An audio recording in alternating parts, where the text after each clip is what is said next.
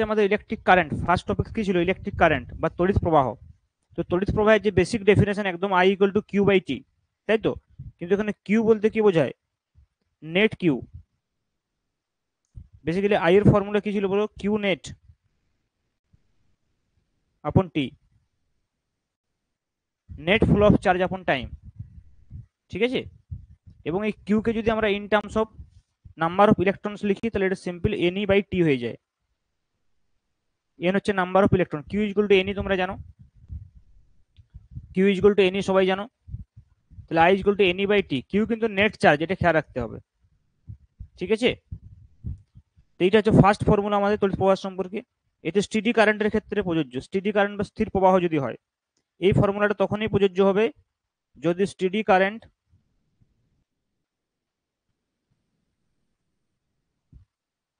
বা স্থির প্রবাহ হয়।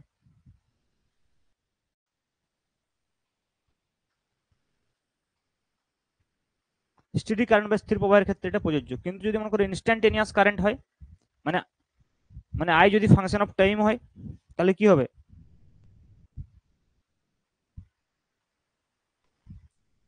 ইন জেনারেল যদি আমরা বলি, মানে সাধারণভাবে যে ফর্মুলা হয়,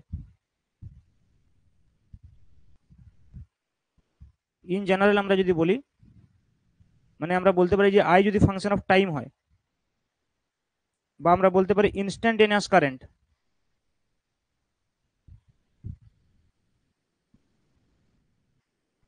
ইনস্ট্যান্টেনিয়াস কারেন্টকে আমরা I equal to D Q by DT এইভাবে ডিফাইন করি। I equal to D Q upon DT.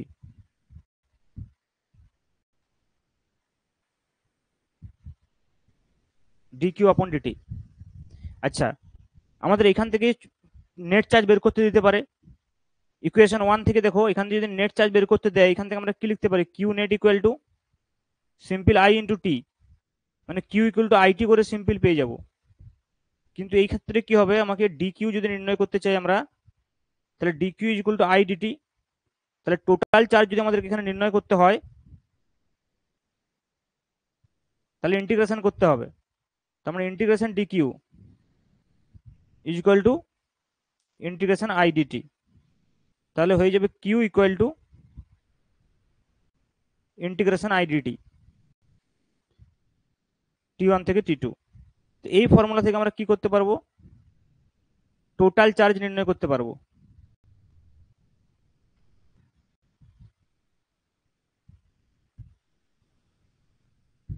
ঠিক আছে? টোটাল চার্জ নির্ণয় করতে পারবো। ক্লিয়ার এখানে অবধি? তাহলে দেখো বেসিক ফর্মুলা একদম ইলেকট্রিক কারেন্টের, I equal to Q by T, আর কিউ হচ্ছে যে আইটি, অথবা কিউ ইকুয়াল টু ইন্টিগ্রেশন আইডিটি। ঠিক আছে? নেক্সট দেখো কারেন্ট ডেন্সিটির কথা বলবো, ইলেকট্রিক কারেন্ট ডেন্সিটি।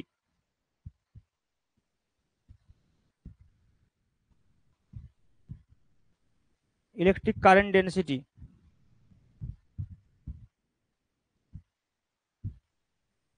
বা বলতে পারি প্রবাহ ঘনত্ব।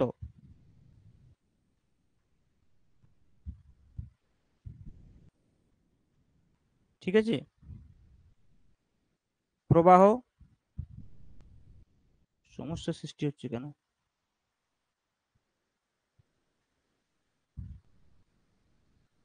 প্রবাহ ঘনত্ব। ঠিক আছে? প্রবাহ ঘনত্ব ডেফিনেশন কি? Current per unit area. Current per unit area, যেটাকে আমরা জে দিয়ে প্রকাশ করি সাধারণত। কারেন্ট ডেন্সিটিকে আমরা জে দিয়ে প্রকাশ করি। দেখো জে ইকুয়াল টু কি হয়? বেসিক্যালি আই আপন এ, কারেন্ট পার ইউনিট এরিয়া। এখন জে হচ্ছে একটা ভেক্টর রাশি। মনে করো একটা কন্ডাক্টরের মধ্যে দিয়ে কারেন্ট ফ্লো করছে, এটা একটা কন্ডাক্টর মনে করো। এটা একটা কন্ডাক্টরের আমরা একটা অংশকে এখানে নিলাম। এই কন্ডাক্টরের মধ্যে দিয়ে মনে করো কারেন্ট ফ্লো করছে আই। এই কন্ডাক্টরের এরিয়া যদি এ হয়, ক্রস সেকশনাল এরিয়া, তাহলে কারেন্টের যেদিকে ডাইরেকশন বা এরিয়া ভেক্টরের যেদিকে ডাইরেকশন, সেই ডাইরেকশনে অ্যাকচুয়ালি, এই ডাইরেকশনে অ্যাকচুয়ালি জে ডাইরেকশন হবে এ ক্যাপ। তাহলে যে একটা ভেক্টর রাশি, তাহলে যে ভেক্টর আমরা যদি বলি, তাহলে সেটা হয়ে যাবে I by A into A cap. Okay, I by A into A cap. আচ্ছা, এখানে আবার একটা বিষয় বোঝার আছে, যদি মনে করো আমরা এই এরিয়াটাকে একটা নির্দিষ্ট অ্যাঙ্গেলে নিয়ে নিই, এই এরিয়াটাকে মনে করো ক্রস সেকশনাল এরিয়াটাকে, এই এরিয়াটাকে আমরা এইভাবে না নিয়ে যদি একে একটা আমরা পার্টিকুলার অ্যাঙ্গেলে নিয়ে নিই, মানে এইভাবে নিয়ে নিই, তাহলে এই এরিয়াটার সাপেক্ষে যদি আমরা নিই এবং এই অ্যাঙ্গেলে যদি থিটা হয়, তাহলে এরিয়ার যে এই দিকের উপাংশটা নিতে হবে এ কস থিটা। তাহলে সেক্ষেত্রে জে ইকুয়াল টু হয়ে যাবে কত না I by A cos theta. Okay, তাহলে আই সমান সেক্ষেত্রে হয়ে যাবে জে এ কস থিটা। ঠিক আছে, তার মানে সেটা কি হয়ে গেল, জে কস থিটা মানে কি হয়ে গেল সেটা জে ডট এ। তাহলে I is equal to J A cos theta. তার মানে বলতে পারি কি না J vector dot A vector.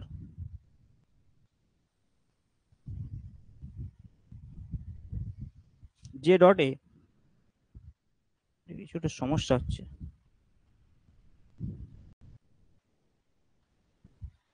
J dot এ,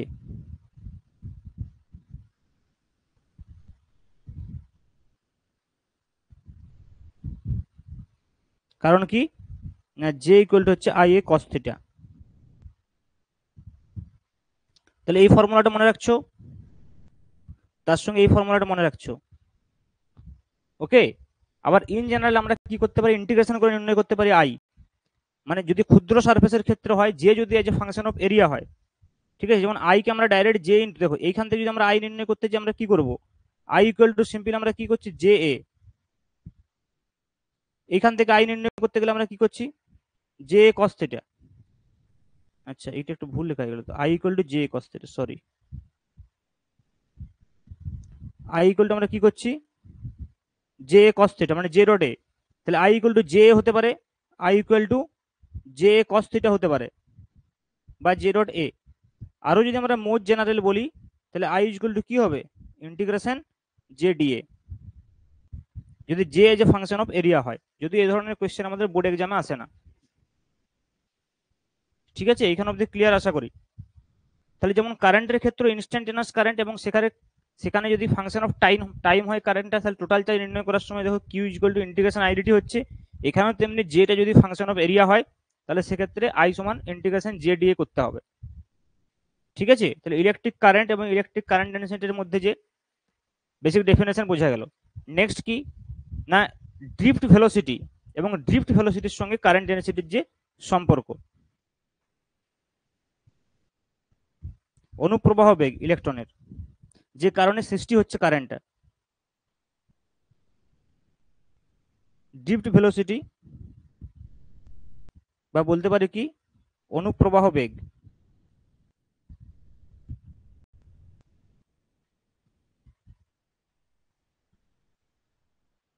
অনুপ্রবাহ বেগটা আসলে কি না, এখনই যে কন্ডাক্টরের কথা আমরা বলছিলাম একটু আগেই, যে সাপোজ এখানে একটা কন্ডাক্টর রয়েছে, এই কন্ডাক্টরের মধ্যে যে ইলেকট্রনগুলো সেগুলো র্যান্ডামলি ঘোরাফেরা করে। যখনই আমরা একটা ইলেকট্রিক ফিল্ড অ্যাপ্লাই করব, তখন ইলেকট্রনগুলো একটা নির্দিষ্ট দিকে গতিশীল হবে। যখনই ইলেকট্রিক ফিল্ড অ্যাপ্লাই করছি, এদিকটা প্লাস এদিকটা মাইনাস, তখন ইলেকট্রনগুলো কি হচ্ছে দেখো একটা নির্দিষ্ট দিকে গতিশীল হচ্ছে। তো ইলেকট্রনগুলো এই নির্দিষ্ট দিকে যে স্থির বেগে গতিশীল হয় সেটা হচ্ছে ভিডি বা অনুপ্রবাহ বেগ। তাহলে দেখো যখনই এখানে একটা ইলেকট্রিক ফিল্ড ই অ্যাপ্লাই করব, তখন ইলেকট্রনগুলোর উপরে একটা ফোর্স প্রযুক্ত হচ্ছে, তাই তো। সেই ফোর্সটা কত হবে, এইদিকে যদি আমরা ইলেকট্রিক ফিল্ড অ্যাপ্লাই করি ই, ভেবে দেখো, যেহেতু ইলেকট্রন নেগেটিভ, তার অপোজিট দিকে একটা ফোর্স প্রযুক্ত হবে কত ই ইন্টু ই। তো এই ফোর্সটার জন্য কি হচ্ছে ইলেকট্রনগুলো এদিকে গতিশীল হচ্ছে। তাহলে ইলেকট্রনগুলো ত্বরণ সেক্ষেত্রে কত হবে, অ্যাক্সিলারেশন কত হবে, ফোর্স আপন মাস ই আপন এম। এবং এখানে প্রমাণ করা যায় ইলেকট্রনের যে ড্রিফট ভেলোসিটির এক্সপ্রেশন ভিডি, সেটা কত হয় ই আপন এম ইন্টু টাউ। যদি আমরা এটাকে ভেক্টর সাইন দিয়ে দিই, তাহলে এটা মাইনাস হবে, কারণ ইলেকট্রনের চার্জ হচ্ছে যে নেগেটিভ, ইলেকট্রিক ফিল্ড আর ভিডি এর যে ডাইরেকশন আলাদা। দেখো এইদিকে হচ্ছে ইলেকট্রিক ফিল্ড, ভিডি হচ্ছে তার অপোজিটে। তাহলে এখান থেকে যদি আমরা দেখি অ্যাকচুয়ালি ভিডি এর যদি এক্সপ্রেশন আমরা বলি, তাহলে minus E tau by M into A E. Tau এখানে কি, টাউ হচ্ছে রিল্যাক্সেশন টাইম, টাউ হচ্ছে কি রিল্যাক্সেশন টাইম,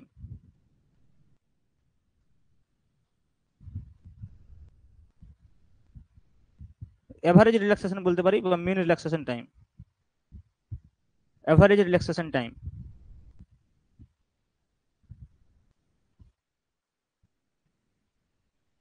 ঠিক আছে, টাউ হচ্ছে কি এভারেজ রিল্যাক্সেশন টাইম। মাঝে মধ্যে লেখাচ্ছে না কেন বুঝতে পারছি না। তাও ঠিক আছে, ক্লিয়ার। তাহলে এটা যে ড্রিফট ভেলোসিটির রাশিমালা। এবার দেখো, এই যে ড্রিফট ভেলোসিটি ইলেকট্রিক ফিল্ডের সঙ্গে হচ্ছে যে প্রপোর্শনাল। তাহলে এই যে প্রপোর্শনালিটি যে কনস্ট্যান্ট, এটাকে মিউ বা মোবিলিটি বলা হয়, ইলেকট্রনের মোবিলিটি। দেখো, মোবিলিটি অফ ইলেকট্রন যদি বলা হয়, ভালো করে বুঝো, বা ইলেকট্রনের সচলতা বা গতিময়তা, মোবিলিটি অফ ইলেকট্রন। দেখো অ্যাকচুয়ালি ভিডি আসলে কি, এই ভিডি হচ্ছে যে প্রপোর্শনাল টু ই। ভিডি হচ্ছে আসলে proportional to E, electric field. দেখো এখানে দেখাচ্ছে ভিডি প্রপোর্শনাল টু ই। তো এই যে প্রপোর্শনালিটি কনস্ট্যান্ট এখানে যদি একটা দিই আমরা, তাহলে ভিডি ইকুয়াল টু হয়ে যায় মিউ ইন্টু ই। তাহলে মিউ আসলে কি না, মিউ হচ্ছে যে ভিডি আপন ই। ভিডি হচ্ছে ড্রিফট ভেলোসিটি, বুঝতে পারছো? তাহলে ভিডি আপন ই হচ্ছে যে মিউ।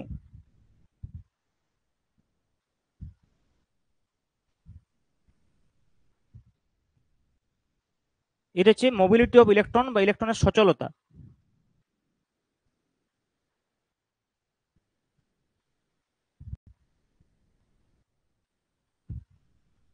ইলেকট্রনের সচলতা বা বলতে পারি কি, মোবিলিটি অফ ইলেকট্রন। ঠিক আছে। এবার দেখো, এই ড্রিফট ভেলোসিটির সঙ্গে কারেন্টের একটা রিলেশন আছে, I equal to N E VD. Relation between, heading গুলো ইংলিশ দিলে অসুবিধা নেই তো? রিলেশন বিটুইন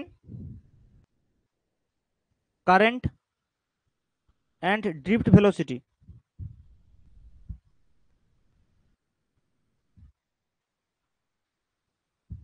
অনুপ্রবাহ বেগ এবং কারেন্টের মধ্যে সম্পর্ক। ওকে। তো কারেন্ট যদি মনে করো আই হয়, তাহলে আই ইকুয়াল টু আমরা জানি সম্পর্ক কি আছে, N E A V D. এ হচ্ছে এরিয়া অফ ক্রস সেকশন, ই হচ্ছে ইলেকট্রনের আধান। এন হচ্ছে কি, একক ক্ষেত্রফল, একক আয়তনে ইলেকট্রনের সংখ্যা।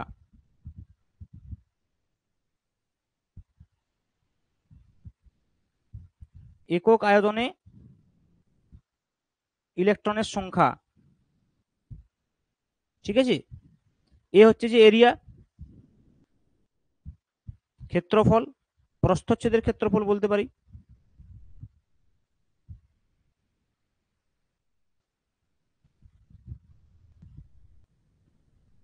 ভিডি তো বুঝতে পারছো, অনুপ্রবাহ বেগ বা ড্রিফট স্পিড বলা হয়। আর ই হচ্ছে ইলেকট্রনের আধান।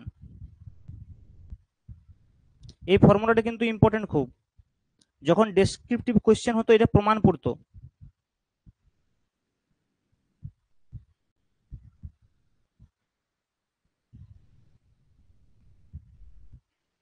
ইলেকট্রনের আধান।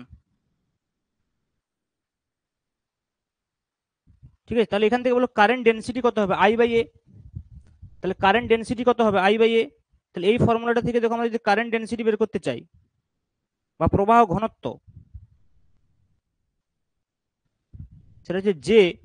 তাহলে সেটা যদি আমরা আই বাই এ করে দিই, তাহলে কি পড়ে থাকবে রাইট সাইডে,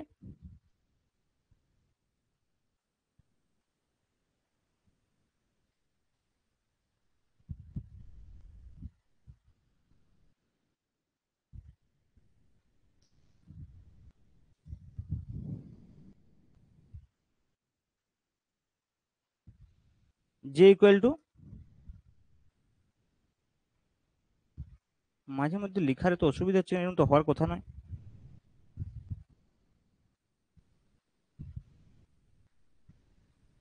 আই বাই এ, যেটা হচ্ছে কত, এন ই ভিডি।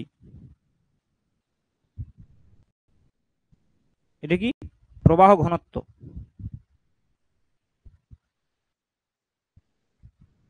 ওকে।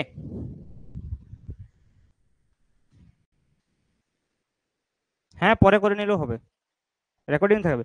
কিন্তু কেউ যদি না থাকো, তাহলে কি পড়াতে ভালো লাগবে?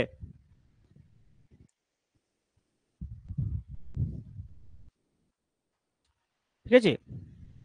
তাহলে নেক্সট দেখো, আমরা যেটা বলবো সেটা হচ্ছে ওহমের সূত্র।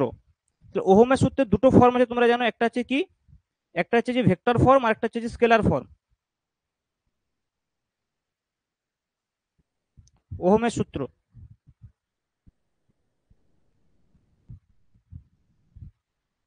বা বলতে পারি ওহমস ল।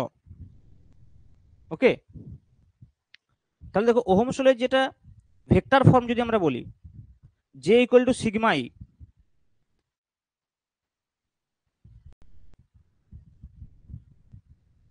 ভেক্টর ফর্ম কি হয়, জে ইকুয়াল টু সিগমা ই। তো এখানে হচ্ছে ভেক্টর, তাহলে J vector equal to sigma into E vector. এখানে সিগমা কি, সিগমা হচ্ছে পরিবাহিতা,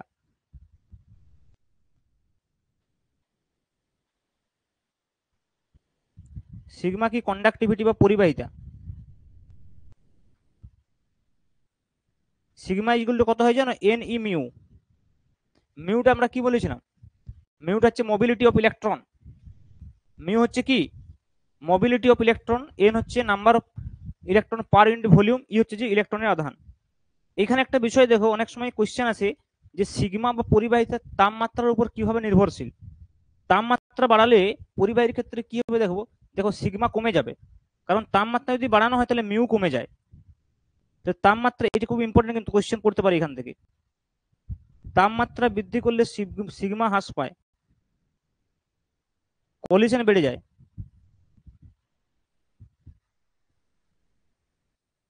সিগমা হ্রাস পায়, সিগমা কেন হ্রাস পায়, কারণ হচ্ছে দেখো মিউ হ্রাস পেয়ে যাবে, মিউ হ্রাস পেয়ে যাবে। তাপমাত্রা বাড়ালে কি হবে, মিউ হ্রাস পেয়ে যাবে। মিউ কেন হ্রাস পাবে, মিউ হচ্ছে কি মোবিলিটি অফ ইলেকট্রন। তাহলে দেখো দেখো যখনই আমরা এখানে যদি একটা কন্ডাক্টরের কথা বলি, ভেবে দেখো, একটা যদি আমরা কন্ডাক্টরের কথা বলি, তাহলে কন্ডাক্টরের ভেতরে যে ইলেকট্রনগুলো আছে না, তো ইলেকট্রনগুলো যখন মুভ করছে তখন কেলাসে অবস্থিত আয়নের সঙ্গে বা অন্য যে সমস্ত ক্রিস্টালের মধ্যে অ্যাটমস রয়েছে তার সঙ্গে কি কলিশন হচ্ছে। তাহলে টেম্পারেচার বাড়লে কি হবে, এই যে মলিকুলস গুলো রয়েছে বা অ্যাটমস গুলো রয়েছে এর মধ্যে তাদের ভাইব্রেশন বেড়ে যাবে। ভাইব্রেশন বাড়লে কি হবে, কলিশন আরো বেশি হবে। বেশি কলিশন হলে কি ইলেকট্রনের যে সচলতা সেটা কমে যাবে, মিউ কমে গেলে কি হবে, সিগমাও কমে যাবে, তাহলে পরিবাহিতা হ্রাস পাবে। আবার দেখো রেজিস্ট্যান্স কি হয় বা রেজিস্টিভিটি আমরা যদি বলি, রেজিস্টিভিটি বা রোধাঙ্ক, রোধাঙ্কের সঙ্গে কি রিলেশন আছে তোমরা জানো সবাই, রোধাঙ্ক রো হচ্ছে যে কি হয় 1/সিগমা। তাহলে দেখো সিগমা যদি হ্রাস পায় তাহলে রো বৃদ্ধি পাবে, তার মানে আমরা বলতে পারি তাপমাত্রা বৃদ্ধিতে রো বৃদ্ধি পায়। তাপমাত্রা বৃদ্ধি পেলে কি হবে, রো মানে হচ্ছে যে রোধাঙ্ক, রোধাঙ্ক বৃদ্ধি পাবে।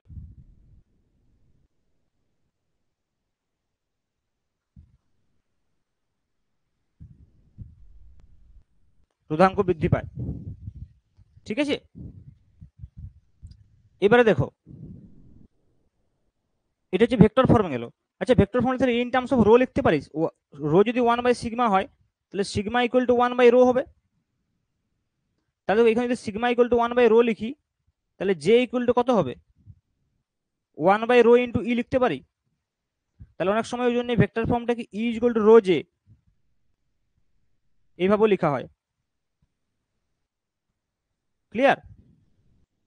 সিমিলারলি দেখো যদি আমরা স্কেলার ফর্মে বলি বা ওয়েন নন ফর্ম যেটা হয়, ওয়েন নন ফর্ম বা স্কেলার ফর্ম যদি আমরা বলি ওহমের সূত্রের, যেটা তোমরা ছোটবেলা থেকেই পড়ে আসছো ক্লাস 10 থেকেই, সেটা কি ছিল ভি ইকুয়াল টু আই আর, যেখানে আরটা কি রেজিস্ট্যান্স, সেটা হচ্ছে রো এল বাই এ। তাহলে এখান থেকে বুঝতে পারছো আর হচ্ছে কি প্রপোর্শনাল টু রো, তার মানে তাপমাত্রা বৃদ্ধি করলে কি হবে, রোধও বৃদ্ধি পাবে, রোধাঙ্ক যেহেতু বৃদ্ধি পায় তাহলে বলতে পারি যে তাপমাত্রা বৃদ্ধি পেলে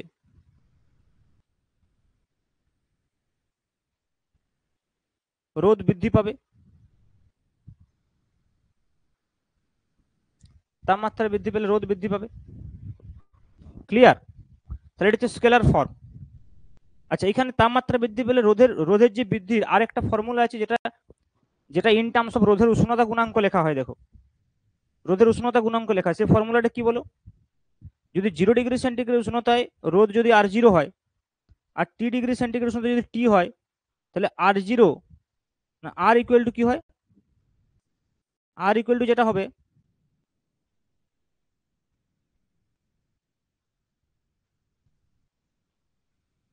আর ইকুয়াল টু যেটা হবে সেটা হচ্ছে কি r0 ইন্টু 1 প্লাস আলফা টি।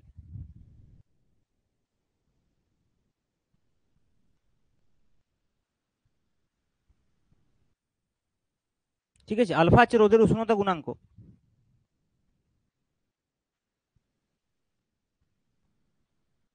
আর হচ্ছে কি টি ডিগ্রি সেন্টিগ্রেড তাপমাত্রায় রোদ।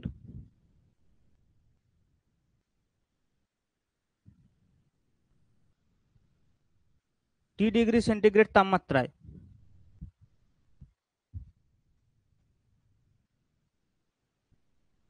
রোদ। ওকে, আর r0 কি, r0 হচ্ছে 0 ডিগ্রি সেন্টিগ্রেড তাপমাত্রায় রোদ।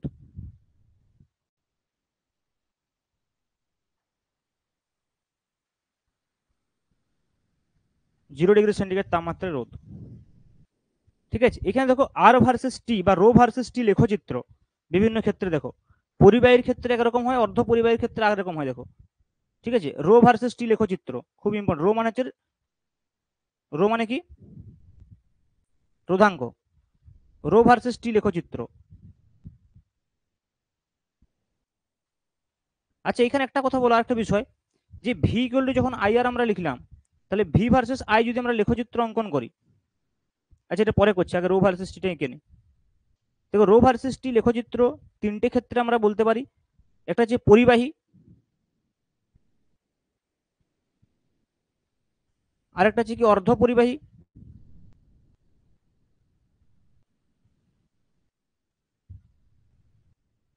আরেকটা হচ্ছে কি পরিবাহী, অর্ধ পরিবাহী, আর বলো অতি পরিবাহী। এই তিনটে কেসে আমরা রো ভার্সেস টি লেখচিত্র অঙ্কন করব। ঠিক আছে, তো পরিবাহীর ক্ষেত্রে যদি আমরা রো ভার্সেস টি লেখচিত্র অঙ্কন করি,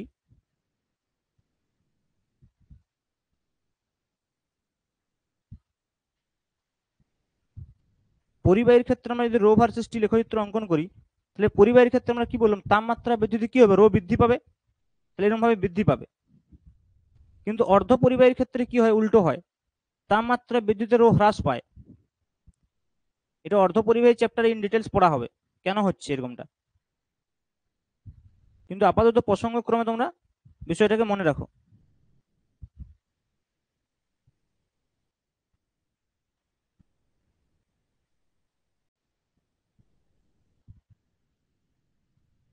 এরকম টাইপের হবে, তাপমাত্রা বাড়লে হ্রাস পাবে। অতি পরিবাহীর ক্ষেত্রে কি হয়, একটা পার্টিকুলার টেম্পারেচারে রোদ জিরো হয়ে যায়, সেটাকে আমরা ক্রিটিক্যাল টেম্পারেচার বলি, মনে করি এটা টিসি। তো কি হয়, এমনিতে নর্মালি যেমন কি হয়, তাপমাত্রা বৃদ্ধি পেলে কি হয়, রোধাঙ্ক বৃদ্ধি পায়, কিন্তু একটা পার্টিকুলার টেম্পারেচারে এসে হঠাৎ করে কি হবে, রোধাঙ্ক জিরো হয়ে যাবে, যেটা হচ্ছে টিসি। এই তিনটে লেখচিত্র জানা প্রয়োজন। ঠিক আছে,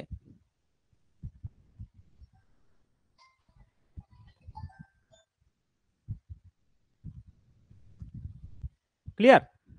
নেক্সট দেখো, আমি যেটা বলছিলাম যে ভি ভার্সেস আই লেখচিত্র।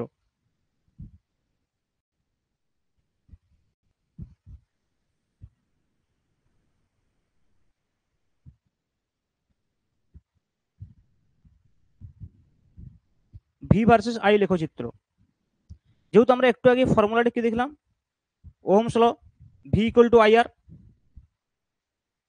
বা V equal to R I বলতে পারি। এটাকে দেখো Y equal to M X সমীকরণের সঙ্গে কম্পেয়ার করা যেতে পারে। এটা যদি ওয়াই এক্সিস হয়, এটা যদি এক্স এক্সিস হয়, তাহলে আরটা হচ্ছে যে এম, মানে Y equal to M X, তার মানে মূল বিন্দুগামী সরলরেখা হওয়া উচিত।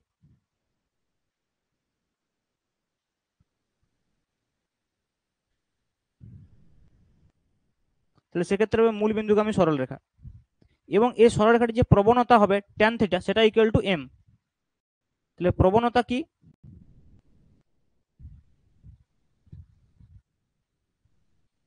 Tan theta, that is equal to M, এবং সেটা কত হবে বলো, ট্যান থিটা যদি এম হয় সেটা হচ্ছে রেজিস্ট্যান্স আর। তাহলে ভিআই লেখচিত্রের যে প্রবণতা, সেটা কাকে প্রকাশ করছে, আর কে প্রকাশ করছে। এবারে দেখো, যদি মনে করো আমি উল্টো করে দিই, অনেক সময় এটা কিন্তু সমস্যা হয়ে যায়। মনে করো ভি ইকুয়াল টু আই আর না লিখে যদি ফর্মুলাটা এরকম লিখি I equal to 1/r into V, এবং সেক্ষেত্রে যদি আমরা আই ভার্সেস ভি লেখচিত্র অঙ্কন করি, ভেবে দেখো, ভি ভার্সেস আই লেখচিত্র না অঙ্কন করে আই ভার্সেস ভি লেখচিত্র অঙ্কন করা যেতে পারে, কিছু চেঞ্জ হবে না?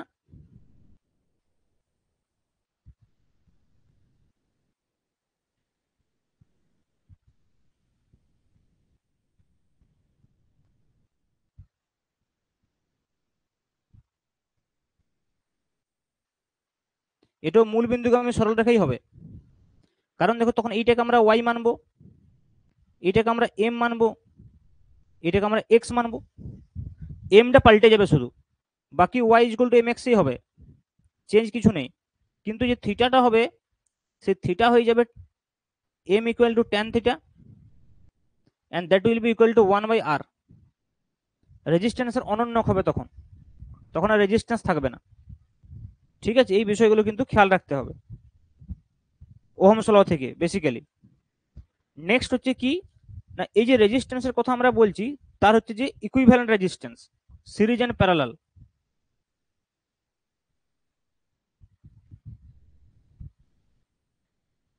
এটা খুব পপুলার, তোমরা জানো, ভেরি বেসিক বিষয়,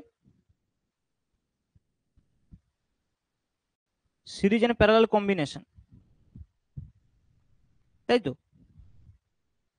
তো সিরিজ কম্বিনেশনের ক্ষেত্রে কি হয়, এখানে সিম্পল যোগ হয়ে যাবে, সিরিজ কম্বিনেশনের ক্ষেত্রে সিম্পল যোগ হবে। খেয়াল রাখতে হবে সিরিজ কম্বিনেশনের ক্ষেত্রে প্রত্যেকটা রেজিস্ট্যান্সের মধ্য দিয়ে যে প্রবাহ মাত্রা আই সেটা কিন্তু সেম হবে, কিন্তু পোটেনশিয়াল প্রত্যেকের আলাদা। এটা যদি ভি হয়, দেখো এর পোটেনশিয়াল যদি ভি1 বলি, এর পোটেনশিয়াল ভি2, পোটেনশিয়াল বলতে পোটেনশিয়াল ডিফারেন্সের কথা বলা হচ্ছে, ভি3। ক্লিয়ার? তাহলে এর যে ইকুইভ্যালেন্ট রেজিস্ট্যান্স আর, সেটা হয়ে যাবে সিম্পল আর1 প্লাস আর2 প্লাস আর3। এখানে যেটা অবজারভেশনের বিষয় যে আমরা কি করে বুঝতে পারবো সিরিজ আছে নাকি প্যারালালে আছে, আমরা দেখব যে পোটেনশিয়াল গুলো সেম নাকি সেম নয়। ক্যাপাসিটরের ক্ষেত্রে আমি বলেছিলাম বিষয়টা। সিমিলারলি দেখো যদি প্যারালালে থাকে তিনটে রেজিস্ট্যান্স, এক্ষেত্রে কি হবে, কারেন্ট আলাদা হবে কিন্তু প্রত্যেকের কি হবে, পোটেনশিয়াল ডিফারেন্স সেম হবে।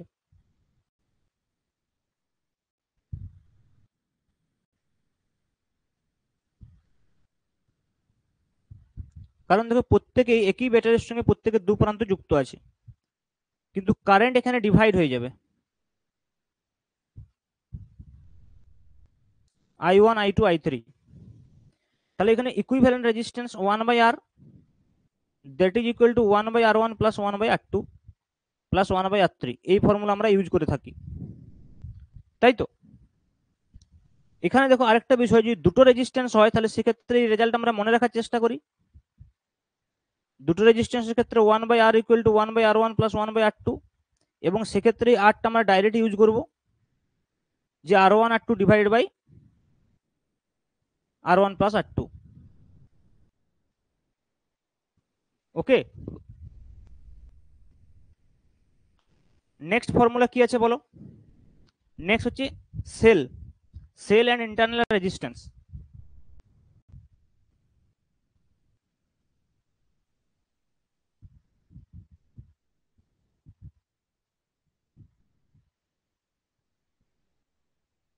তড়িৎ কোষ এবং অভ্যন্তরীণ রোধ।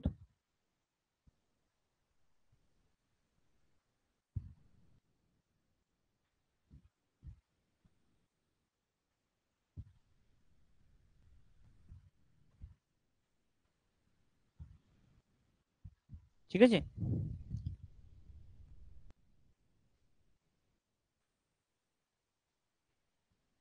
তড়িৎ কোষ এবং অভ্যন্তরীণ রোধ।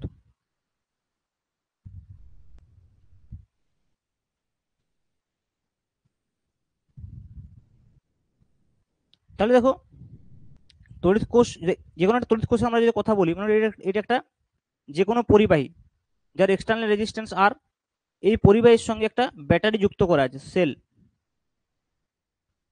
ওকে, যার হচ্ছে যে তড়িৎ কোষের হচ্ছে যে তড়িৎচালক বল ই আর রেজিস্ট্যান্স আর।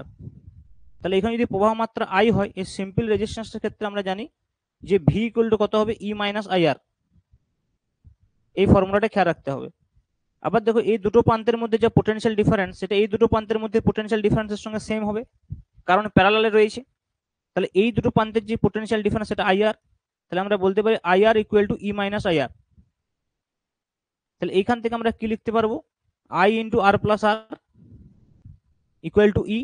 তাহলে এইখান থেকে আমরা একটা ফর্মুলা, এই ফর্মুলাটা ইউজ করবো, I equal to E by R plus R. E মানে কি, তড়িৎ চালক বল, মোট তড়িৎ চালক বল ডিভাইড বাই মোট রোধ।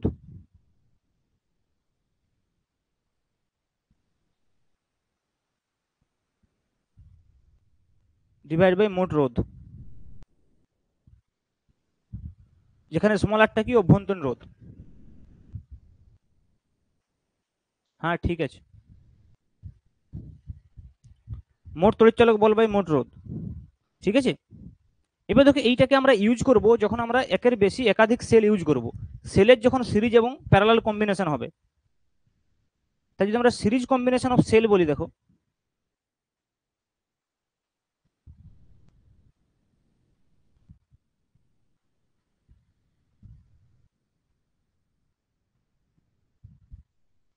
সিরিজ কম্বিনেশন অফ সেল, ওকে, মানে অনেকগুলো সেল যদি সিরিজে থাকে তাহলে কি হবে।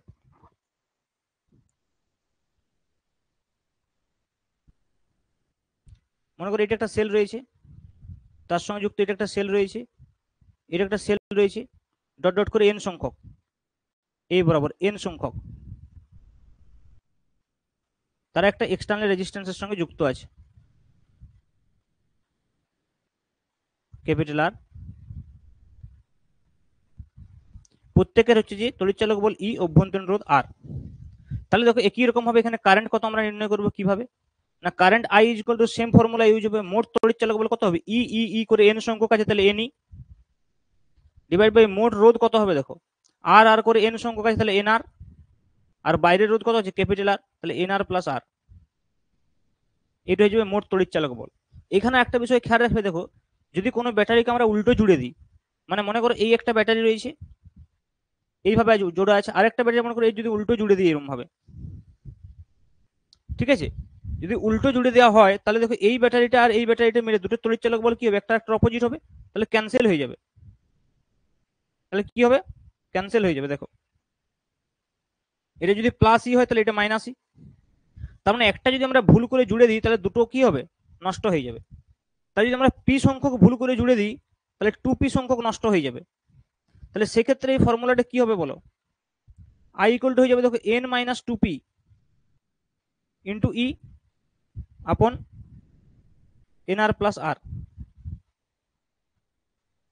ওকে, বোঝা যাচ্ছে। তাহলে সিমিলারলি যদি আমরা প্যারালাল কম্বিনেশন করি, দেখো প্যারালাল কম্বিনেশনের ক্ষেত্রে কি হয়,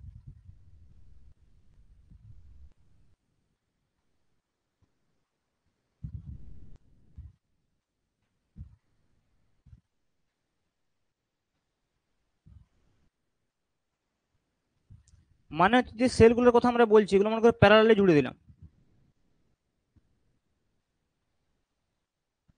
এম সংখ্যক, ঠিক আছে।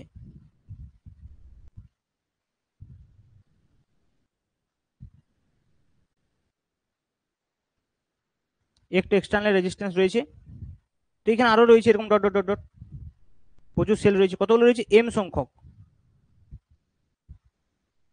আচ্ছা এটা একটু আমরা ডায়াগ্রামটা ভুল দেখাচ্ছি,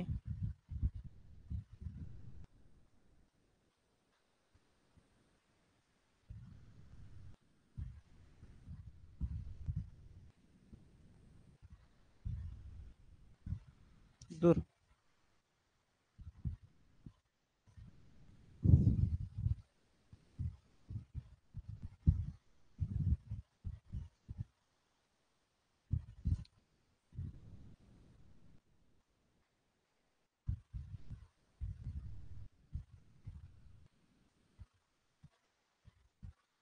এরকম ডট ডট করে আছে মনে করো, এন সংখ্যক। আচ্ছা এদিকে এম সংখ্যক বলে, এম সংখ্যক, ঠিক আছে। আর এই পুরো সিস্টেমটাকে একটা এক্সটার্নাল রেজিস্ট্যান্সের সঙ্গে জুড়ে দেওয়া হয়েছে, ক্যাপিটাল আর। প্রত্যেকটা তড়িৎচালক বল ই, অভ্যন্তরীণ রোধ আর, এম সংখ্যক রয়েছে। তাহলে বলো এখানে আই কত হবে? আই মানে হচ্ছে কি বললো, মোট তড়িৎচালক বল। তাহলে মোট তড়িৎচালক বল এখানে ই হবে, কারণ প্যারালালে আছে, এর যা পোটেনশিয়াল ডিফারেন্স হবে দুই প্রান্তে, এরও তাই হবে, এরও তাই হবে। তাহলে মোট তড়িৎচালক বল কিন্তু ই হবে। রেজিস্ট্যান্স দেখো, বাহ্যিক রেজিস্ট্যান্স আর, অভ্যন্তরীণ রোধটা চেঞ্জ হয়ে যাবে। কেন না, দেখো এই যে আর আর করে এম সংখ্যক কিসে আছে, প্যারালালে আছে। তাহলে এম সংখ্যক যদি প্যারালালে থাকে, তাহলে 1/r plus 1/r plus dot dot করে এম টাইমস হবে। তাহলে এটা কত হয়ে যাবে, m/r হয়ে যাবে। তাহলে m/r, আরটা উল্টে গেলে কি হবে, r/m। তাহলে ইকুইভ্যালেন্ট রেজিস্ট্যান্সটা তো 1/r ইকুইভ্যালেন্ট, এটা তো 1/r ইকুইভ্যালেন্ট। এটা আসলে কি 1/r ইকুইভ্যালেন্ট। তাহলে r ইকুইভ্যালেন্ট কত, r/m। তাহলে এখানে বসে যাবে দেখো r/m, তাহলে টোটাল রেজিস্ট্যান্স হয়ে গেল।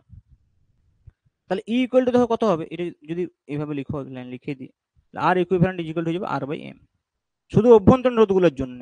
আর বাহ্যিক রোধটা ক্যাপিটাল আর আছেই। তাহলে দেখো এই এমটা উপরে চলে গেলে ME by M R plus আর।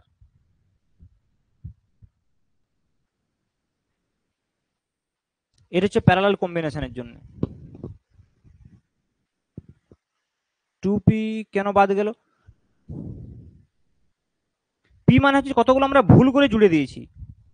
দেখো একটা যদি আমরা ভুল করে জুড়ে দিই, দুটো নষ্ট হবে, ভালো করে বোঝো। একটা যদি আমরা ভুল করে জুড়ে দিই, এইটা মনে করো একটা, আচ্ছা আরেকটা মনে করো উল্টো ভুল করে জুড়ে দিলাম, তাহলে এই দুটো তো ক্যান্সেল হয়ে যাবে না।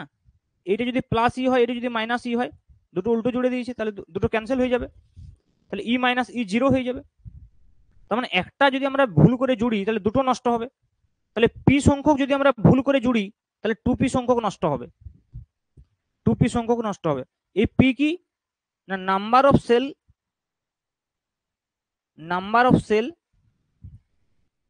কানেক্টেড রং,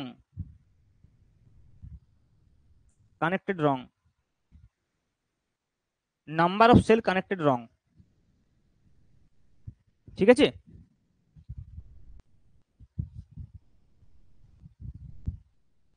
এবার দেখো মিক্সড কম্বিনেশন আর একটা হয়।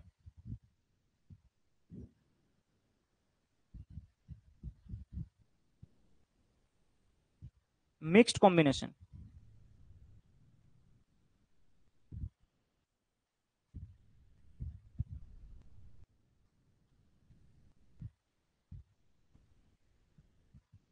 ওকে। মিক্সড কম্বিনেশনের ক্ষেত্রে কি হবে দেখো,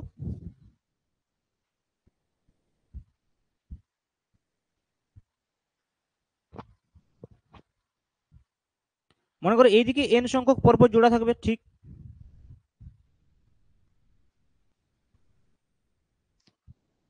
আবার সারিটাও থাকবে এম সংখ্যক,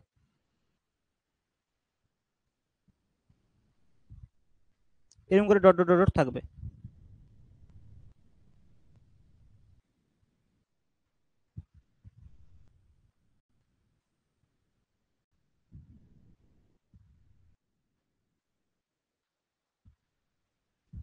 তার সঙ্গে আমরা একটা এক্সটার্নাল রেজিস্ট্যান্স করে দিচ্ছি।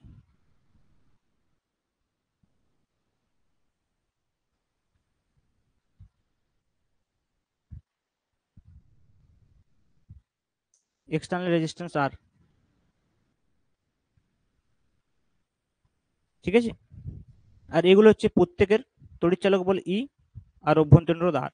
এইদিকে আছে এন সংখ্যক, ভালো করে বুঝো, আর এইদিকে আছে এম সংখ্যক। ঠিক আছে। তাহলে দেখো কারেন্ট কি হবে বলো, কারেন্টের ডেফিনেশন অনুযায়ী কারেন্ট কি হবে, কারেন্ট আই ইকুয়াল টু মোট তড়িৎচালক বল।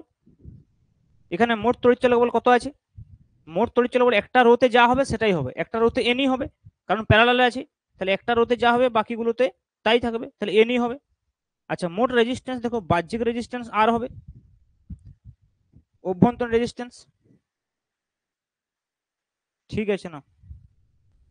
তাহলে দেখো অভ্যন্তরীণ রেজিস্ট্যান্স কত হবে বলো, অভ্যন্তরীণ রেজিস্ট্যান্স কত হবে দেখো, এইটাতে এনআর, তাহলে এনআর এনআর করে এম সংখ্যক, এটাতে এনআর, ভালো করে বুঝি, এক একটা রোতে কত আছে, এনআর করে আছে না, এই রোতে আর আর করে কত আছে এনআর, এই রোতেও এনআর, এরকম করে এম সংখ্যক আছে। তাহলে এগুলোর ইকুইভ্যালেন্ট রেজিস্ট্যান্স কত হবে, দেখো 1/nr plus 1/nr plus dot dot করে এম টাইমস, তাহলে কত হবে m/nr। তার মানে 1/r ইকুইভ্যালেন্ট ইকুয়াল টু এটা হচ্ছে, 1/r ইকুইভ্যালেন্ট ইকুয়াল টু এটা হচ্ছে। তাহলে আর ইকুইভ্যালেন্ট কত হবে, nr/m। তাহলে এই nr/mটা যদি আমরা এখানে বসিয়ে দিই, এই nr/mটা যদি আমরা এখানে বসিয়ে দিই, তাহলে এটা হয়ে যাবে কারেন্ট। তাহলে এখান থেকে করে নিতে পারবো এমটা যদি উপরে চলে যায়, তাহলে M N E upon M R plus N R I equal two,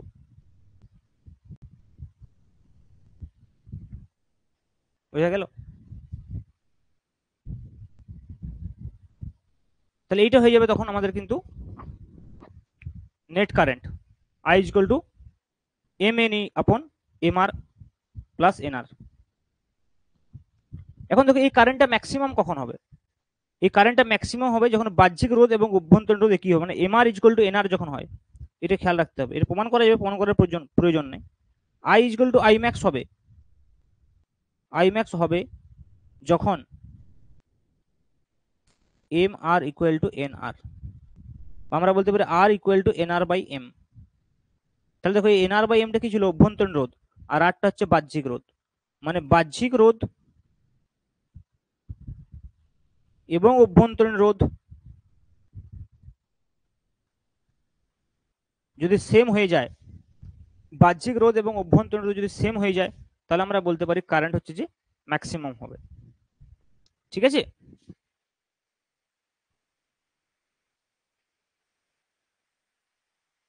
clear.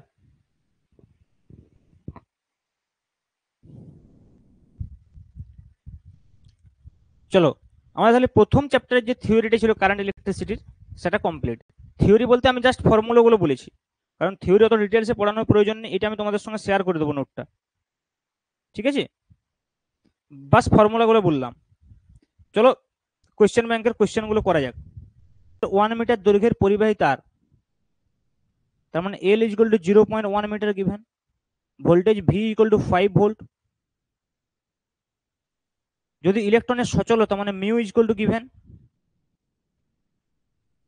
5.6 into 10⁻⁻6, তাহলে ইলেকট্রনের অনুপ্রবাহ বেগ মানে ভিডি ইকুয়াল টু কত হবে বলো, ভিডি ইকুয়াল টু কত, কি করে করবে, ইলেকট্রনের অনুপ্রবাহ বেগ ভিডি ইকুয়াল টু জিজ্ঞেস করছে। দেখো আমি এখনই কি ফর্মুলা বললাম, VD equal to mu E, ভিডির ফর্মুলা আমরা কি বলেছি, মিউ ই। তাহলে ভিডির ফর্মুলা ছিল মিউ ইন্টু ই, তাই তো। তাহলে ই কত হয় বলো, E equal to V by L, electrostatic তোমরা পড়েছিলে potential difference divide by distance, DV by DX যেটা পড়েছিলে সেটা এইভাবে আমরা বলতে পারি ভি বাই এল। তাহলে এটা হয়ে যাবে দেখো ভিডি ইকুয়াল টু হয়ে যাবে mu into V by L. তাহলে এখানে মানগুলো বসিয়ে দাও। তাহলে ভিডি ইকুয়াল টু দেখো মিউর মানটা কত দেওয়া আছে, গিভেন আছে 5.6,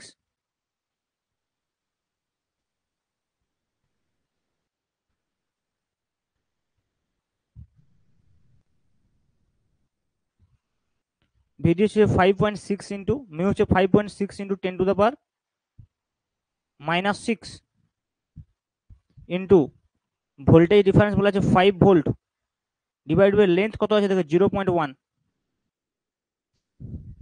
লেন্থ 0.1, বি আসছে।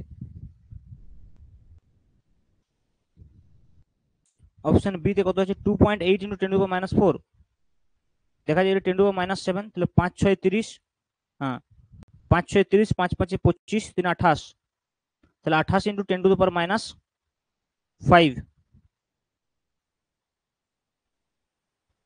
কারণ মাইনাস 0.1টা উপরে গেলে 10⁻+1 হয়ে যাবে, তাহলে -5। হ্যাঁ তাহলে এটা যদি আমরা ক্যালকুলেশন করি হয়ে যাবে 2.8 ইন্টু 10⁻⁻4। ওকে, তাহলে কোনটা কারেক্ট আছে, অপশন বি কারেক্ট। হ্যাঁ চলো নেক্সট। কোয়েশ্চেন নাম্বার 3 করো।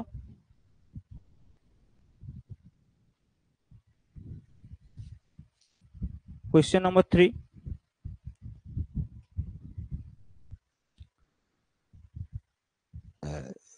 দুটি পরিবাহী তারের দৈর্ঘ্য, ব্যাসার্ধ এবং রোধাঙ্ক প্রতিটি অনুপাত দেওয়া আছে। দৈর্ঘ্য, ব্যাসার্ধ এবং রোধাঙ্কের অনুপাত দেওয়া আছে, তাই তো? দৈর্ঘ্য, ব্যাসার্ধ এবং রোধাঙ্কের অনুপাত দেওয়া আছে।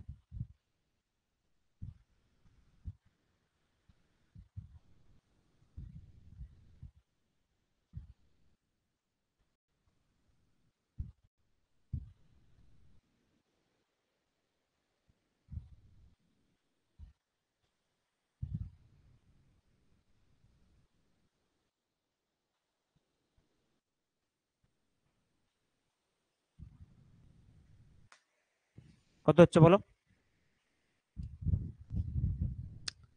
দৈর্ঘ্য, ব্যাসার্ধ এবং রোধাঙ্কের অনুপাত দেওয়া আছে। দৈর্ঘ্য হচ্ছে L1 = L2, আচ্ছা সব একই। অপেক্ষিত সরু তারটির রোধ 10 ওহম হলে অন্যটির রোধ কত হবে? তাহলে দেখো R = কি ফর্মুলা, রো L/A। তাহলে আমরা R1/R2 করি।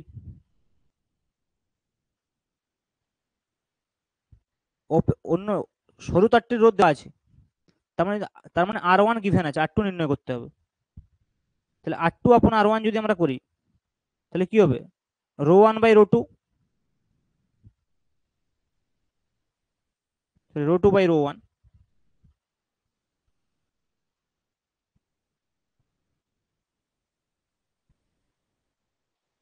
ইন্টু এলটা কত হবে বলো, L2/L1। ক্ষেত্রফলটা নিচে আছে, তার মানে এটা হয়ে যাবে A1/A2। এবারে মানগুলো পুট করো, সব 1:3। আচ্ছা ব্যাসার্ধ আছে, তাহলে ক্ষেত্রফলটা যদি আমরা ব্যাসার্ধের টার্মসে লিখি তাহলে এটা R² হয়ে যাবে, πr² হবে ক্ষেত্রফল। তাহলে এটা মানে R1² হয়ে যাবে।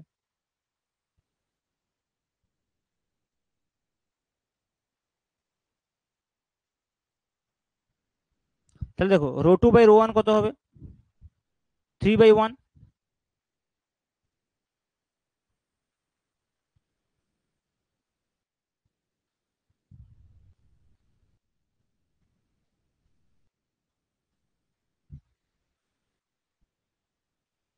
সমস্যা হচ্ছে এখানে আজকে লেখার বুঝতে পারছি না, 3/1 হবে এটা।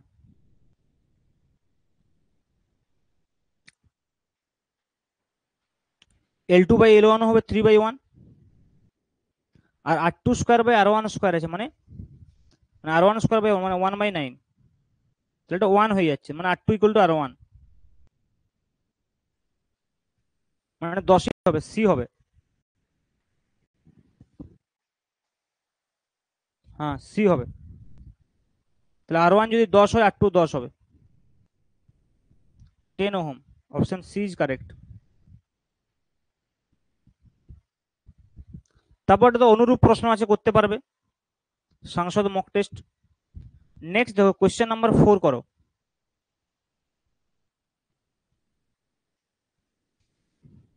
Question number 4,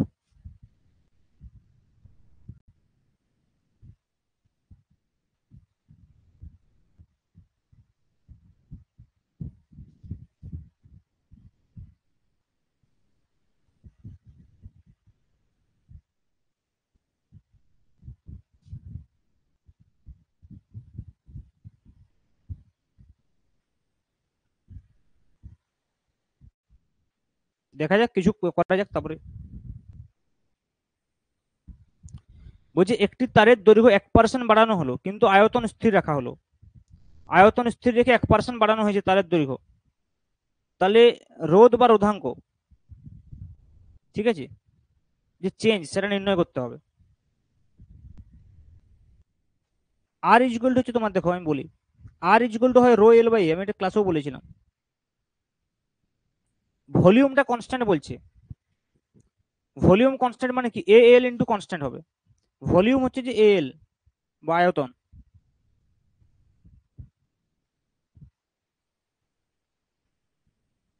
volume AL = constant. তাহলে ভলিউম AL = যদি কনস্ট্যান্ট হয় তাহলে এখানে আমরা এক কাজ করি, রো রোধান করতে কোনো পরিবর্তন হবে না, তাহলে রো ইন্টু উপর নিচে একটা এল দিয়ে গুণ করে দাও, এল স্কোয়ার বাই এল। তাহলে এলটা যেহেতু কনস্ট্যান্ট, তাহলে রো বাই এল পুরোটাই কনস্ট্যান্ট ইন্টু এল স্কোয়ার। তার মানে দৈর্ঘ্যের সঙ্গে এটা সমানুপাতিক, প্রপোর্শনাল টু এল স্কোয়ার। তাই দৈর্ঘ্যের সঙ্গে যদি সমানুপাতিক হয় তাহলে এটাকে আমরা এইভাবে লিখতে পারি, R equal to K L square, K হচ্ছে কনস্ট্যান্ট। তাহলে উভয় পক্ষ লগ নিয়ে নাও, LN R equal to LN K plus 2 LN L. এবার ডেরিভেটিভ করে দাও, DR by R equal to constant derivative 0 plus 2 into DL by L. DL by L মানে দৈর্ঘ্য কত বৃদ্ধি, দেখো দৈর্ঘ্য হচ্ছে যে 1%, তাহলে 2 ইন্টু 1%, তার মানে 2%। রোধ বাড়বে 2%, অপশন বি কারেক্ট।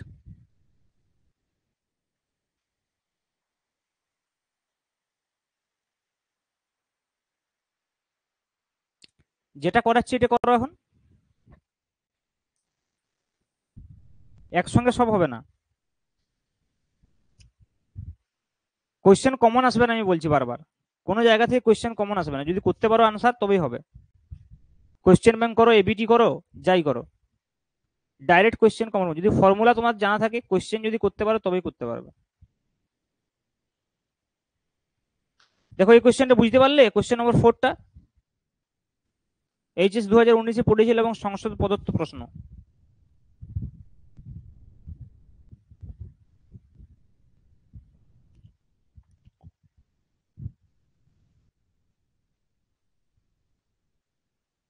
তাহলে কি আমরা নেক্সট কোয়েশ্চেনে যেতে পারি? কোয়েশ্চেন নম্বর 5 করো। দুটি তারের রোধ R1 এবং R2 এবং রোধের তাপীয় গুণাঙ্কের মান দেওয়া আছে আলফা 1 এবং আলফা 2, এদেরকে শ্রেণীতে লাগানো হলে কার্যকরী তাপ রোধের তাপীয় গুণাঙ্কের মান কত হবে? শ্রেণীতে লাগানো হয়েছে দুটোকে। তাপীয় গুণাঙ্কের ফর্মুলা কি হয় বলো?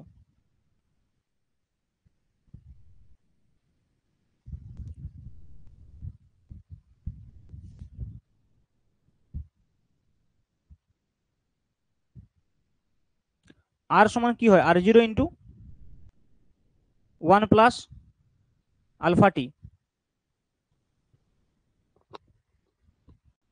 ঠিক আছে। তাহলে দেখো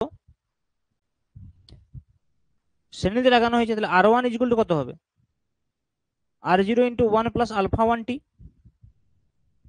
আর R2 সমান হয়ে যাবে R0 ইন্টু 1 প্লাস আলফা 2 টি।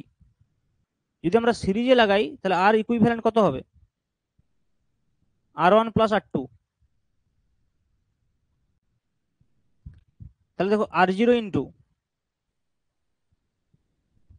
1 প্লাস আলফা 1 টি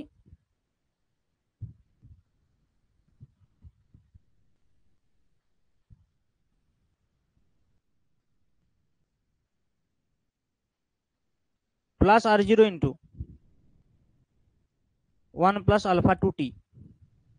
তাহলে আলটিমেটলি কি হচ্ছে দেখো, R0 plus R0 2R0,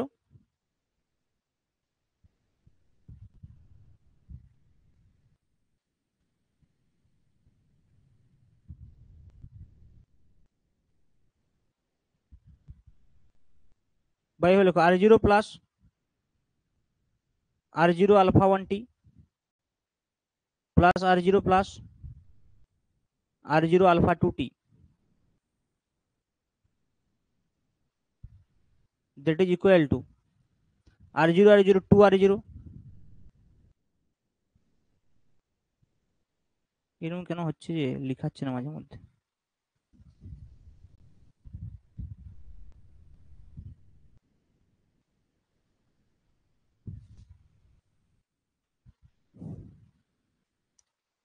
2R0 plus R0 into alpha 1 plus alpha 2 into T, এটা যে কি আর ইকুইভ্যালেন্ট, আর ইকুইভ্যালেন্ট। ওকে, তাহলে দেখো আর ইকুইভ্যালেন্ট সমান যদি এটা হয়, তাহলে R0 যদি আমরা কমন নিই, তাহলে R0 into 2 plus alpha 1 plus alpha 2 into T, এটা হচ্ছে আর ইকুইভ্যালেন্ট। তাহলে দেখো এইখান থেকে যদি আমরা আবার 2টা কমন নিয়ে নিই, তাহলে কত হবে 2r0 into 1 plus alpha 1 plus alpha 2/2 into T. দেখো এইটাই হওয়া উচিত, বা আমরা ডাইরেক্ট এখান থেকে আর 2r0 কমন নিয়ে নিতে পারতাম প্রথমেই, এইখান থেকে ডাইরেক্ট যে আর ইকুইভ্যালেন্ট ইকুয়াল টু 2r0 যদি কমন নাও, তাহলে 1 plus alpha 1 plus alpha 2/2 into টি।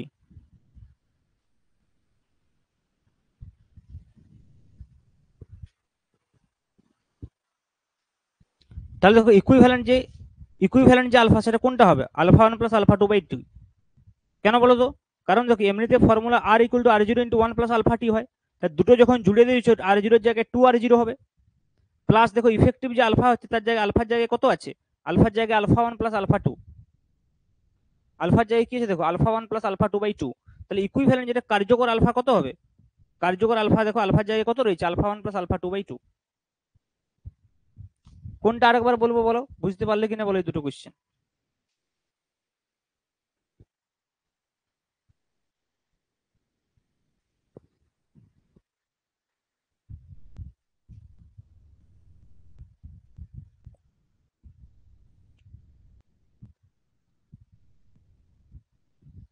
নেক্সট কোশ্চেন,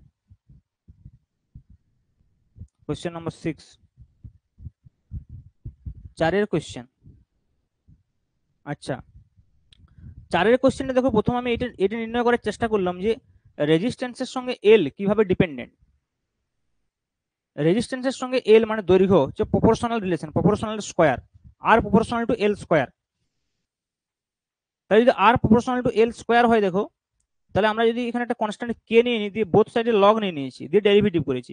কারণ চেঞ্জ ইন পার্সেন্টেজ মানে কি actually r2 minus r1 divide by r1 into 100, এটা তো চেঞ্জ ইন পার্সেন্টেজ হয়। তাহলে সেটা ক্যালকুলাস ফর্মে যদি আমরা লিখি তাহলে dr বাই r ইন্টু 100 হয়ে যাবে। কারণ পার্সেন্টেজ চেঞ্জটা খুব কম আছে, কম পার্সেন্টেজ চেঞ্জের ক্ষেত্রে আমরা এইটা ইউজ করতে পারি এরকম ভাবে ক্যালকুলাস ফর্ম। ডিএল বাই এলটা দেওয়া আছে দেখো 1% চেঞ্জ হয়েছে, তাহলে ডিআর বাই আরটা নির্ণয় করতে পারবো।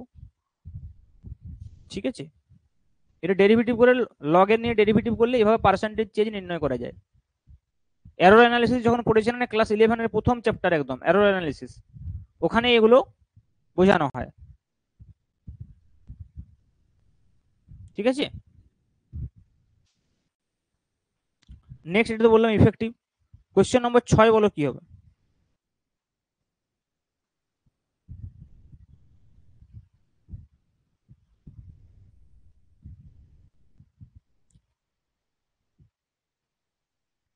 কোশ্চেন নম্বর 6, একটি 3 ওহম রোধককে যখন ব্যাটারির দুই প্রান্তে যুক্ত করা হয় তখন এটির মধ্যে দিয়ে 3 এম্পিয়ার তড়িৎ প্রবাহিত হয়। অপর একটি 15 ওহম রোধকে যুক্ত করলে ওই একই ব্যাটারির দুই প্রান্তে যুক্ত করে তখন রোধটির মধ্যে তড়িৎ প্রবাহ হয় 0.75 এম্পিয়ার। ব্যাটারির অভ্যন্তরীণ রোধ কত? 3 ওহম রোধকে যখন ব্যাটারির দুই প্রান্তে যুক্ত করা হয় তখন তড়িৎ প্রবাহ মাত্রা কত? 3 এম্পিয়ার। তাহলে দেখো আই এর ফর্মুলা আমরা একটু কি বললাম, ই আপন আর প্লাস আর। ওকে, তাহলে দেখো যখন 3 ওহম যখন যুক্ত করা হচ্ছে তখন তড়িৎ প্রবাহ 3, তাহলে 3 is equal to E by 3 plus R. এইটা একটা ইকুয়েশন। সেকেন্ড ইকুয়েশনে কি বলছে, যখন 15 ওহম যুক্ত করা হয় তখন তড়িৎ প্রবাহ মাত্রা 0.75, তাহলে 0.75 is equal to E by 15 plus R. তাহলে এই দুটো সমীকরণ সমাধান করো, তাহলে স্মল আর পেয়ে যাবে। তাহলে এখানে যদি আমরা কোনাকুনি গুণ করি দেখো ই ইজ ইকুয়াল টু কত হচ্ছে 9 প্লাস 9 আর। তাহলে এখানে লিখে দাও 9 প্লাস 9 আর আপন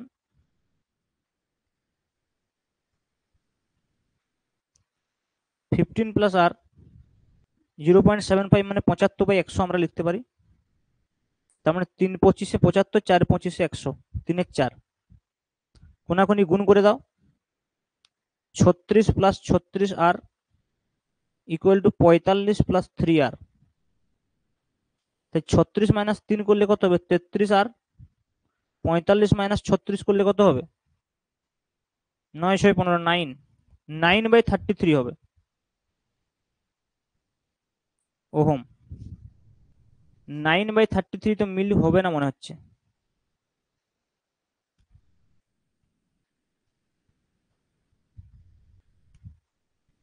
তিন ওহম রোধকে যখন ব্যাটারির দুই প্রান্তে যুক্ত করা হয় তখন এটির মধ্যে 3 অ্যাম্পিয়ার তড়িৎ প্রবাহিত হয়।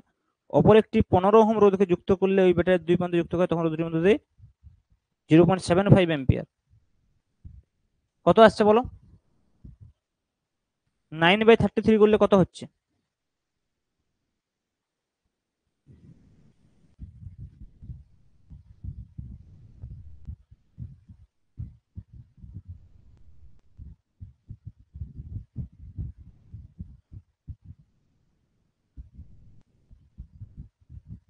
Zero point two seven.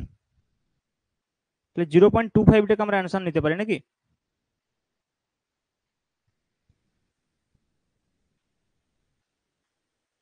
Answer আছে অপশন সি, মানে 1 ওহম।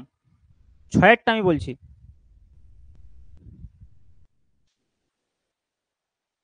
আচ্ছা, 9.3 আর আসছে, 9+3 আর। হ্যাঁ হ্যাঁ, সরি সরি সরি, ঠিক।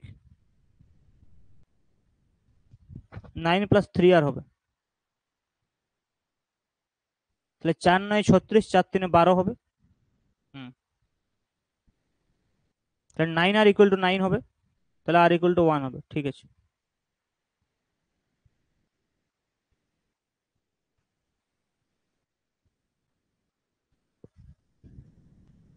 হুম। চলো কোশ্চেন নম্বর 7 বলো। এটা তো আমি এখনই বললাম। কোশ্চেন নম্বর 7টা এখনই আমরা ডিসকাস করেছি থিওরিতে।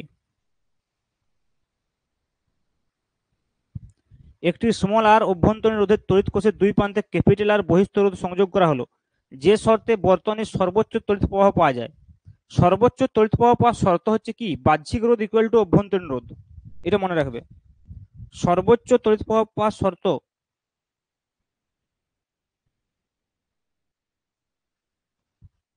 সর্বোচ্চ তড়িৎ প্রবাহ কখন পাওয়া যাবে? এখনই বললাম আমরা, দেখো, বাহ্যিক রোধ ইকুয়াল টু অভ্যন্তরীণ রোধ।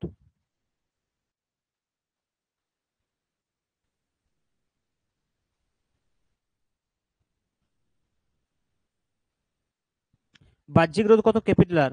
অভ্যন্তরীণ রোধ কত? Small R. Option A is correct.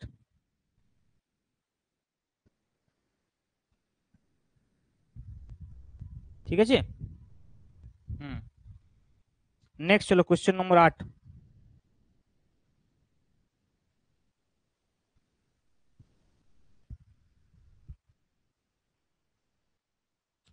বলছি এন সংখ্যক একই প্রকার রোধক যাদের প্রত্যেকটি রোধ R ওহম যদি শ্রেণীবদ্ধভাবে যুক্ত করা হয় তবে এদের তুল্য রোধ হয় X ওহম। এদেরকে সমান্তরালে যুক্ত করলে Y ওহম। তাহলে R, X এবং Y এর মধ্যে সম্পর্ক নির্ণয় করো। 8-এর কোশ্চেনটা করো। 10 অব্দি অন্তত করি আজকে।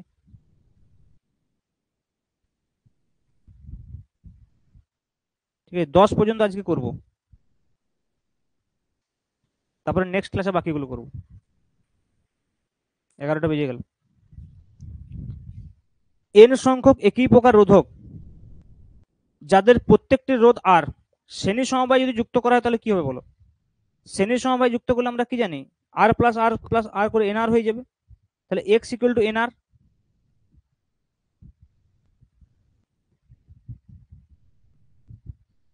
সমান্তরাল সমবায় যদি যুক্ত করা হয় তাহলে তুল্যরোধ Y। সমান্তরাল সমবায় কত হবে? R/N। কারণ দেখো সমান্তরাল সমবায় কি হবে? 1/R plus 1/R plus 1/R dot dot N Times. তাহলে ইকুয়াল টু কত হবে? N/R। তাহলে উল্টে গেলে কত হবে? ইকুইভ্যালেন্ট, মানে 1/Y যদি আমরা বলি তাহলে Y ইকুয়াল টু কত হবে? দেখো R/N। ওকে। তাহলে তোমাকে এক্স আর ওয়াই এর মধ্যে রিলেশন নির্ণয় করতে বলছে। এক্স, ওয়াই এবং আর এর মধ্যে রিলেশন নির্ণয় করতে বলছে।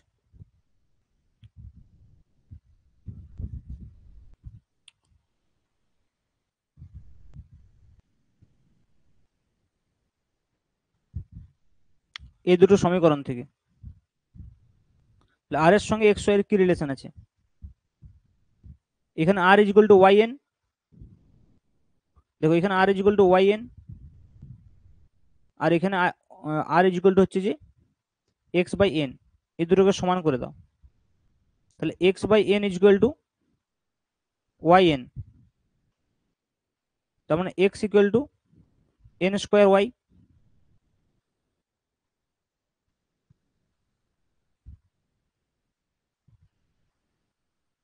এন স্কোয়ার ওয়াই, তার মানে এন মানে হচ্ছে root over X by Y. Okay, এরপরে দেখো তাহলে এইখানে যদি আমরা আর বসিয়ে দিই, তাহলে আর ইজ ইকুয়াল টু কত, আবার এগেন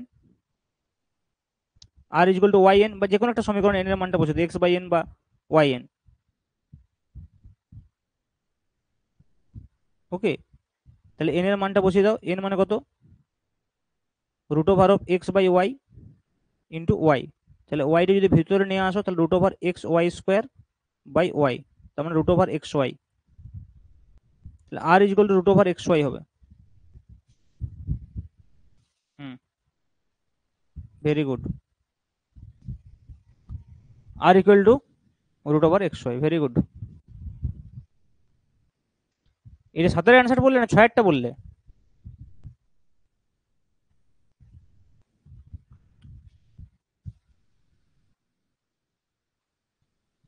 8, 8 অ্যান্সার এটা, R equal to root over X Y. চলো 9 করো।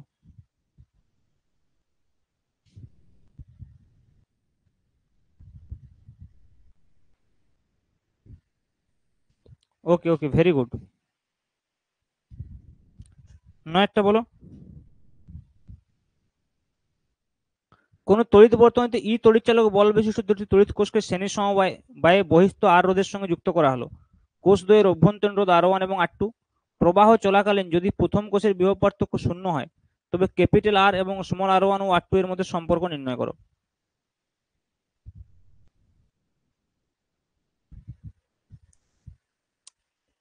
চলো 9 করো।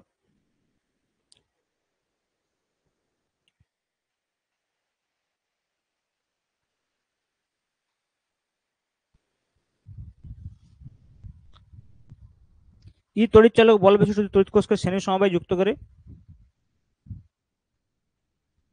বহিস্থ আর রোধের সঙ্গে যুক্ত করা হয়েছে।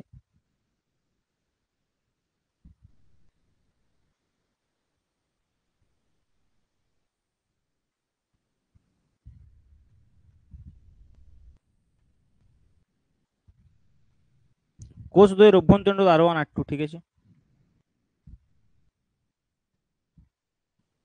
প্রবাহ চলাকালীন যদি প্রথম কোষের বিভব পার্থক্য শূন্য হয়, আচ্ছা প্রথম কোষের বিভব পার্থক্য শূন্য, actually I is equal two কি হওয়া উচিত,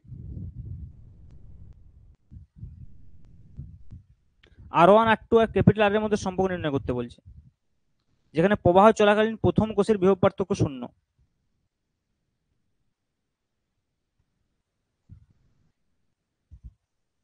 বি কিভাবে,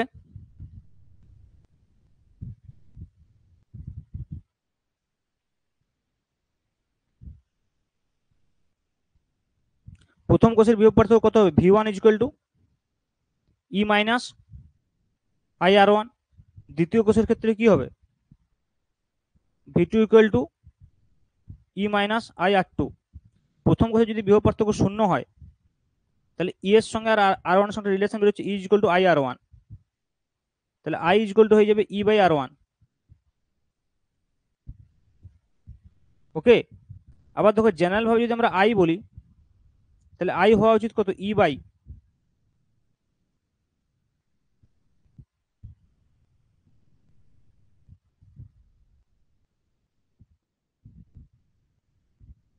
টু ই বাই মোট তড়িৎচালক বল ডিভাইড বাই মোট রেজিস্ট্যান্স আর প্লাস R1 প্লাস R2।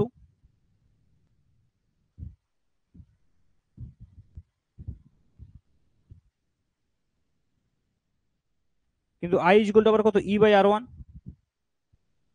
তাহলে ই বাই R1 সমান হচ্ছে two E by R plus R1 plus R2। তাহলে ই কেটে গেল, তার মানে two R1 equal to R1 plus R1 plus R2। Sorry R plus R one plus R two, তাই তো? তাহলে এদিকে যদি আর ওয়ানটা চলে আসে, R one equal to R plus R two, হ্যাঁ, তাহলে আর ইকুয়াল টু হয়ে যাবে R one minus R two. Very good. দেখে আনসার বলছো না তো, করে বলছো তো? হ্যাঁ, করে বলছো তো? যদি করে বলছো ভেরি গুড।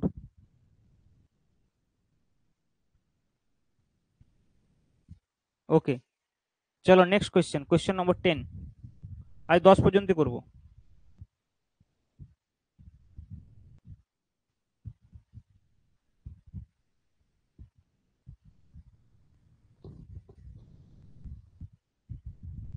একটি তারের রোধ আর একে টেনে মূল দৈর্ঘ্যে n গুণ করা হলো, তারের নতুন রোধ কত হবে? বলো, ডাইরেক্ট বলো, এখনই আমি বললাম আর এর সঙ্গে এল এর সম্পর্ক। Very good Sumana. 10-এর কোয়েশ্চেনটা দেখো, একটি তারের রোধ আর বলা আছে একে টেনে মূল দৈর্ঘ্যের n গুণ করা হলো, তারের নতুন রোধ কত হবে? আমরা এখনই কি বললাম, আর সমানুপাতিক এল স্কোয়ার হয়। তাহলে টেনে যদি n গুণ করা হয় তাহলে আর কত হয়ে যাবে? এন এল তার হোল স্কোয়ার, তার মানে এন স্কোয়ার এল স্কোয়ার হয়ে যাবে, মানে প্রপোর্শনাল টু এন স্কোয়ার। আর যদি প্রপোর্শনাল টু এল স্কোয়ার হয়, ডাইরেক্ট বলা যায় যে যেহেতু এলটা এন গুণ হয়েছে, এল এন এল হয়ে গেছে, তাহলে আরটা কত হবে? এন স্কোয়ার আর হয়ে যাবে। Option A is correct. হ্যাঁ, এন স্কোয়ার আর। কতগুলো কোশ্চেন আছে টোটাল?